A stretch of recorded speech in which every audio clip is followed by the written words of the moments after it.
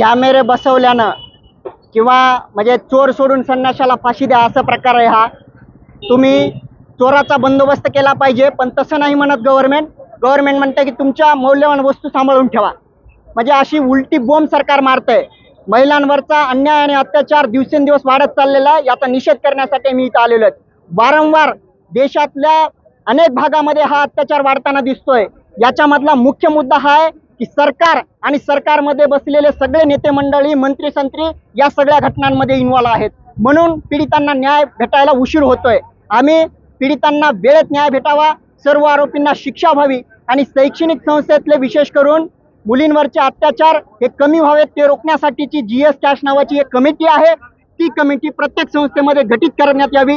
यासाठी या सगळ्या मागण्यांना घेऊन आम्ही देशभरामध्ये SFI आणि DYFI दोन्ही संघटना रस्त्यावर उतरलेलो आहोत। खरं म्हणजे महिलांच्या वरती जे अत्याचार आहेत त्याच्या दिवसेंदिवस वाढ होताना आपण बघतोय। आता हे सरकार मनुस्मृतीचं रक्षण करणारं सरकार आहे आणि मनुस्मृती ही स्त्रियांच्या विरोधात आहे। अभ्यासक्रमात मनुस्मृतीचा अभ्यासक्रम त्यांनी आता सुरू करण्याचं धोरण अवलंबिलेले। मला असं वाटतं की कॉन्ट्राडिक्शन आहे। एकीकडे तुम्ही म्हणता की कॅमेरे बसवा, सुरक्षा द्या, यांनी काही प्रश्न हा सुटणार नाही। तुमची कायदा आणि सुव्यवस्था पूर्ण ढासळलेली आहे।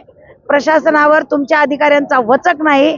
अशा गुंडांनी असं पळत सुटलं पाहिजे, इतकी भीती प्रशासनाची असली पाहिजे, पोलीस खात्याची असली पाहिजे। मला असं वाटतं पोलीस खातं बघ्याची भूमिका घेत आहे सगळीकडं आणि राजकीय हस्तक्षेप याच्यामध्ये केला जातोय, त्याच्यामुळे पोलिसांचे हात बांधलेले आहेत अशी परिस्थिती आहे।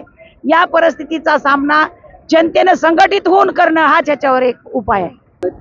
नाही, महाराष्ट्रात महिला काय, महाराष्ट्रातच नाही, महिला पोटात सुरक्षित नाही, महिला शाळेत सुरक्षित नाही, महिला कामाच्या ठिकाणी सुरक्षित नाही। ती डॉक्टर बाई तिच्यावर रेप झालाच ना, ती सुरक्षित आहे का? डॉक्टर MBBS झालेली बाई जर सुरक्षित नाही या देशात, तर ह्या मुली शाळेत गेल्या तर पालकाला असं वाटतं ह्या येतात का नाही परत, कोण नेतंय त्यांना उचलून।